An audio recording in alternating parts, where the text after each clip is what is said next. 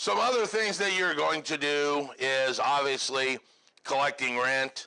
The math concept there on page 376 is what we just talked about a little earlier. There are a couple of those math problems in the back of the book. There's a couple on the online for you guys that want to do that online.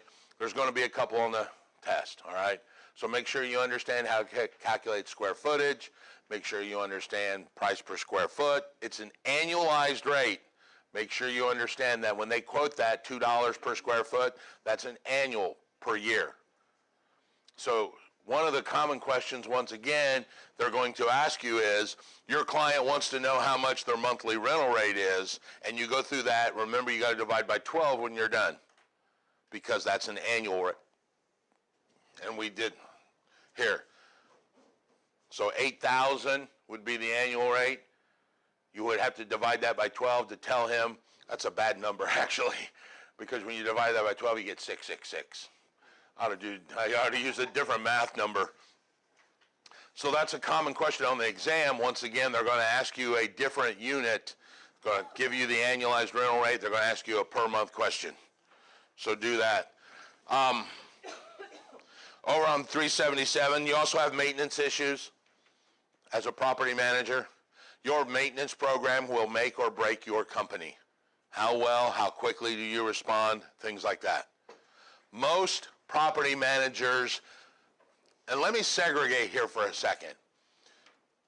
A 20-unit apartment complex that has an on-site manager that lives there that leases, that's a separate issue because typically they have a property manager there.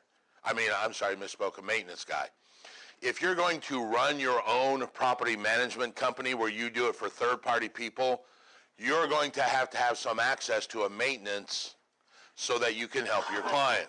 And that's what I was talking about having, you want two where you can not hire anybody and just call them up, or you want 30 or 40 so you can have a guy full-time on staff and keep them busy, okay? Now, you still bill them out. We had a guy that we called our $20 an hour guy. Yeah, that's how much we used to bill him out. You know, he was an older guy. He was very much satisfied with his life, and all he really needed was $20 an hour. Very simple kind of guy. He didn't really have any big aspirations, but he could do everything. You know, fix toilets, unclog, do some framing, repair. He didn't do any of our licensed stuff like plumbing or electrical. We had that all sourced out. But Terry, and we had enough properties that we could call Terry and say, okay, you got to go do a toilet on the Smith Street property, and then one girl broke her glass on, the Jones, and he would take care of all that, and we would just bill the client. Terry was out there 8 hours. There's $20 an hour plus the piece of glass. That's how much you got billed. All right? So your maintenance man can make or break you. And how it can break you is if you you don't hire anybody, you just do it on call, and your tenant calls you and says, oh, I got a problem, and this guy can't get to him for 4 or 5 days. Then your tenant gets upset, doesn't pay. Now you're into this deal with your client. Oh, the tenant's not paying. So your maintenance plan can make and break you. When dealing with maintenance, there are 3 types that we're going to talk about. There's actually 3.5 types. The first type of maintenance is called preventative maintenance. Preventative maintenance are things that you do on a routine basis that would keep things from breaking down, like furnace filters is a great preventative maintenance. Your maintenance man goes in and changes furnace filters on a routine basis. All right? The other thing your maintenance man can do for you is work like a spy. All right?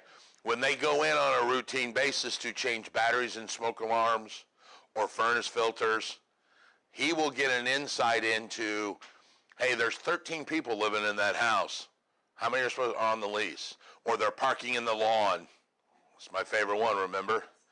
Do what? Or they've got animals they're not supposed to. So you kind of keep your maintenance man in the loop with all this so that when he goes there, he can see, hey, this is supposed to be an animal-free, and they've got 2 cats and a bird and 3 dogs and a fish and all that. Birds and fish aren't pets, by the way. So preventative maintenance are things you would do on a routine basis. keeps machines from breaking down. If you fail at the preventative maintenance, you get to do the second type of maintenance, which is called corrective maintenance. Hey, the furnace has stopped working. I need a maintenance man to come and fix my furnace. That's corrective maintenance. You go over and do that. All right? Air conditioners froze up because it's been on 50 for 8 months in a row, nonstop. And the coils froze. We get that. Routine maintenance are things you would do on a daily activity. And I told you that we have somebody that cleans our common area out here. She vacuums, she washes the windows, all of that. That would be the routine maintenance kind of issue. And once again, if you have an apartment complex where you're managing, you may have hallways like that. If you've got a bigger apartment complex, you may have painting that's going on, that's routine, lawn care, things like that, of that nature. The fourth maintenance, which is really not a maintenance in my opinion, is called tenant improvement or construction. I'm following my outlines on the overhead, and I've lost my place in the book.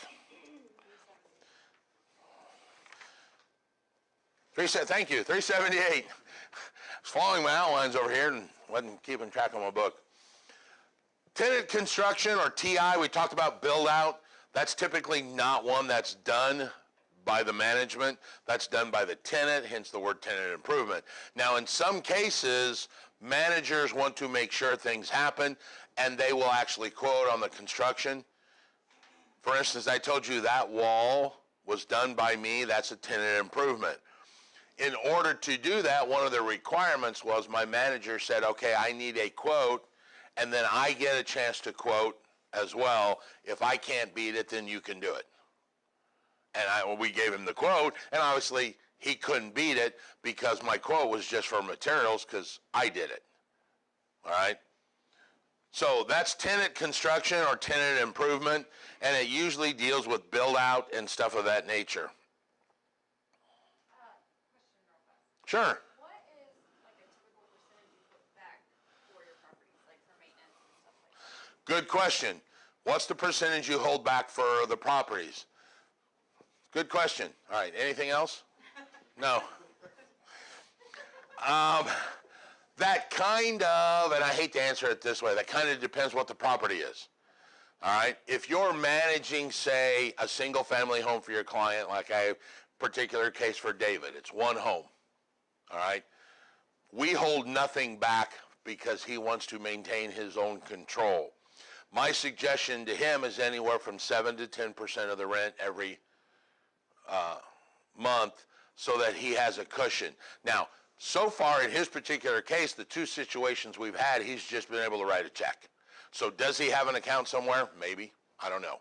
All right. Now, let's say you're getting into a big, and for like Grand Deep, I got a 36-unit apartment complex. You know that that roof is going to go bad. When's it going to go bad? That's the whole life cycle depreciation thing. And one of the things that we do with him is we say, okay, if the roof is going to be $15,000 in 15 years left on your roof, I need to hold $1,000 a year out so that in 15 years you don't have to write a $15,000 check. We have escrowed money for you. And that's called life cycle costing. Life cycle costing. If you're really serious into that, typically 7 to 10%, and you can have one for the roof, you can have one for if they're going to have to redo the parking lot in 5 years, and you would just, okay, it's $3,000 in 3 years, we need $1,000 a month for that, we need $1,000 a month for the roof, yada, yada, yada. Or do you want to just write me a check for $15,000 in 5 years? That'll be in your property management agreement, all right? Usually a good number, because most people can do the math real easy, is 10%. You hold 10% out for maintenance issues. Is that what you guys hold out? Just about, or most of the time. And like I said, with Randeep, we hold money out for a roof. That's the only one he's really worried about. With David, we don't hold anything out because that was the agreement. I would think if you get serious into it, you could do some life cycle costing and go, okay, this is going to be 1,000, this is going to be 800, so we need to save this much money every year so that when one of these come due, and we know they will, you will be able to have money in this escrow account rather than writing me a check for $15,000 in one shot. Good enough?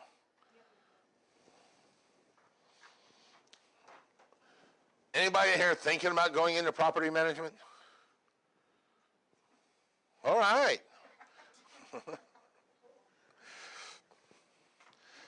There is an advantage to property management. One of the things that I like, I call it inventorying income. If you get 30, 40, 50 clients, it's not hard to start seeing you generate $20,000 a month in commissions.